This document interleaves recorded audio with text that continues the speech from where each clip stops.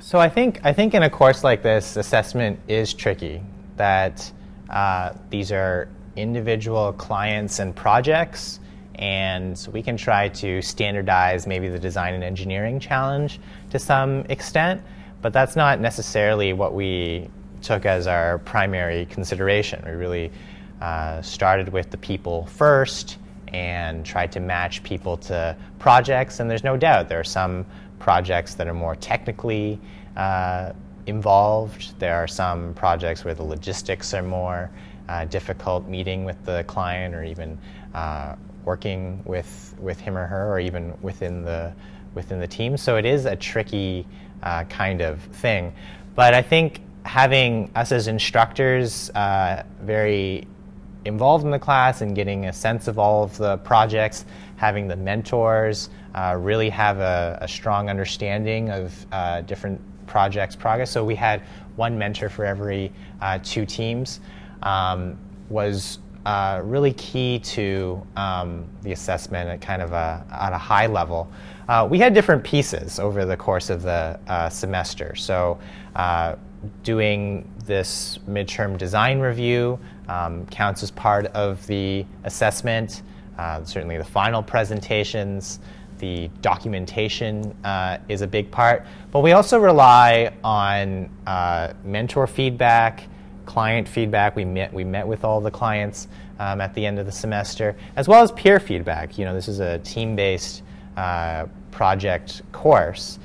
So taking in all of these inputs is what we tried to do when it came to assessment, to really try to understand what students had learned and how they performed in the course. So for some of these, we did prepare a rubric, or we had a vague sense of what we were looking for. So for example, for the blog post, we would score it based on not just like how well did you write it in grammar and how much information is there, but we were looking for really deep personal reflection. And so that's what, we gave distinctiveness points for, I believe. And so, for example, you could have a post just on assistive dogs and what types of assistive dogs are there, which is great. It shows that the student is learning. But another post, one of my favorite posts actually over the semester was from one of my students who was kind of struggling with, should I go into assistive technology as a career when everyone is saying you should do something that's lucrative, but this is like beneficial. But what if, beneficial isn't profitable? What happens then? And she was really struggling with like, am I a selfish person? Things like that. And so that kind of very deep personal growth is something that I valued a lot, I think, and that we all valued a lot. There's actually very little weight put on the final project. We put a lot of weight on how well did they go about the design process. And so how many prototypes did they manage to do? When they didn't have the skills to do a certain project, were they able to go look for resources? Did they go around MIT knocking on doors, asking for professors for help, asking machine shop technicians for help? That was also highly valued. And then, what else do you think I'm missing out? We also take into account when the clients were... So some clients would change their mind about what project they wanted the students to work on over the course of the semester, which is really difficult for the students because they would make progress on something and then have to change the project direction completely. And so we would try and take that into account as well, like how were the students able to manage that.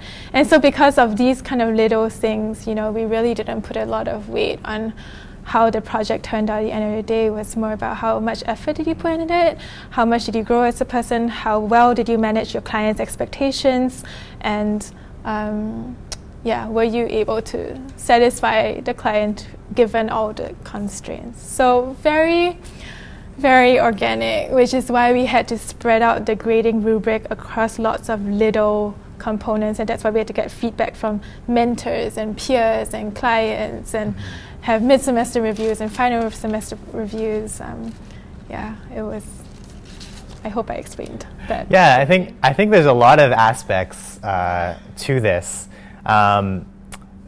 One is, we really did try to structure the evaluation as much as possible in terms of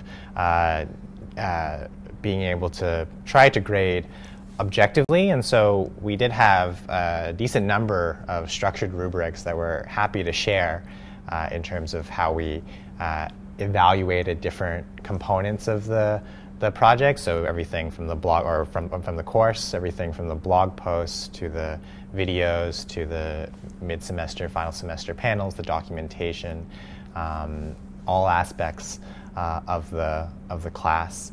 I think we for kind of the individual components, really, as what Grace says, really trying to personalize the learning a little bit in terms of having reflections or blog posts where people could write about topics that interested them as it related to assistive technology. I think that's something that we tried this year, as opposed to maybe more sort of form kind of lab reports on some of the labs that we did or something like that. The other part I think we tried this year was really to take in, as Grace is saying, all of these kind of human inputs or feedback. So we met weekly as a staff and kind of reflected on the projects and students' progress. We talked to clients and had students themselves talk a little bit about their peers. And so that's, I think, what we tried to take into account. I think we tried to some extent, we tried to start from what would be sort of ideal in terms of understanding students' experiences in the class. And that, I think, makes it a little bit tricky to evaluate or grade. But hopefully, is sort of one reasonable way or one valuable way to do it.